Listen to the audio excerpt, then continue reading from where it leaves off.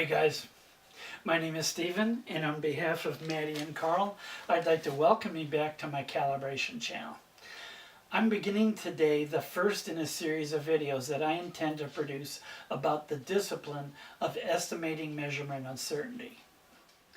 You know, when I say those words out loud, it makes me realize that the biggest barrier to learning in this area is fear. Here's the word fear rendered in some extremely expensive graphic software. When I look around me, I see fear all over our world, and I mean the entire world. I see it in print media. I see it all over social media. It comes from both the left and the right.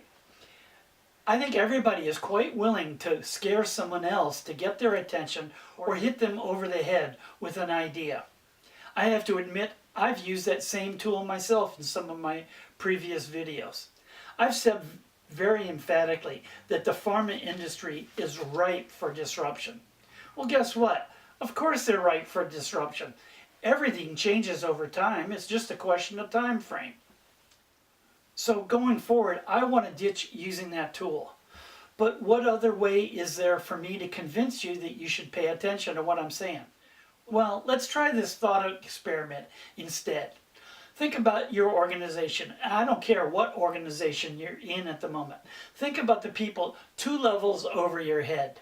The chances are, if you're a measurement science or a calibration person, those people up there have almost no idea what you do for a living.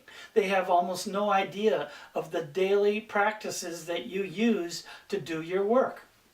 My point is, until they do acquire that kind of information, that they could jump in and do your job for you, you got nothing to worry about from them. You have nothing to worry about from an artificial intelligence algorithm jumping in and taking over your work. So why should you pay attention to what I'm saying? What I'm saying is, if you deliver information about measurement or measurements themselves to your organization, you're also delivering uncertainty to your organization every day. And if you want to know more about how measurements work, then it seems to me you'd want to know more about how uncertainty works too. Now, I've said I won't talk about your fear or use it against you. That doesn't mean I won't talk about the anxiety and fears that I've had to overcome as I've taught myself more about this topic. I'd group all of those into the 2 M's. 1 M is the method. Sometimes the particular method that's the best for a particular situation can be quite complicated. So I'm going to go really slowly so that we can gather some general principles about how the method gets applied in different situations. The other M is mathematics. It's implicit when we do estimates of measurement uncertainty that we're getting close to both some fairly advanced statistics and calculus. Now, how can we coexist with these 2 tools and not be intimidated by them? I'm going to work on that, and I'm going to take it slowly. As a matter of fact, there's nothing wrong with going slow here because there's no race. And also, it's not as if someone's going to get ahead of us and get to estimate measurement uncertainty heaven first and leave us in the dust. As a matter of fact, almost nobody is talking about this topic. So we've got it to ourselves. We can take our time. I'm hoping that your comments will tell me I'm going too fast or I'm going too slow. One of the cool things about using an unorthodox approach is you get to ditch the old stuff that used to be useful but is now just boring. And one example of that is this slide.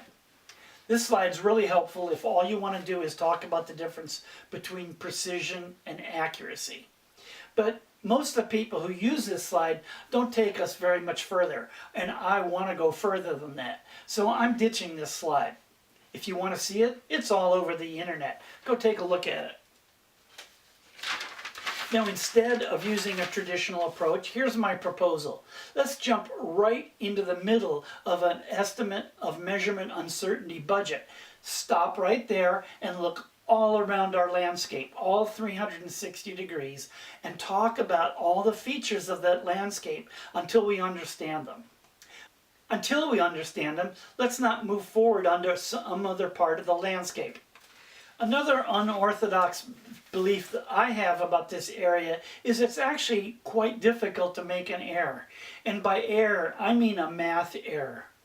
If you're using an application or even a spreadsheet, the chances are you're not doing hand calculations to come up with your budget. So the chances of making a math error are actually pretty small. That doesn't mean that someone else looking at the same situation might come up with a different approach or a different method to come up with their estimate. Take a look at theirs. They'll take a look at yours. You might actually learn something from each other as you hash out the differences. The next barrier in this area is one that I found it very difficult to identify. As a matter of fact, there's no first principles in this area. What's a first principle? Sir Isaac Newton described formally and exactly how that action occurs. He used this formula to do it. This formula has survived for 300 years because it is a really, really fundamental description for how gravity works. In fact, it wasn't until the 20th century that it was improved upon, not destroyed, by Albert Einstein. It's still useful for the vast majority of times when we need to understand what is the force of gravity in any particular situation. Another thing about first principles is the fact that the person that first wrote this formula can be as nutty as they want to be. It's either true or it's not true. As a matter of fact, Sir Isaac Newton believed that alchemy was a legitimate scientific pursuit. He almost killed himself by holding mercury in his hands while he warmed it up to do his experiments. That fact doesn't detract one bit from the strength of this formula. That's how first principles work.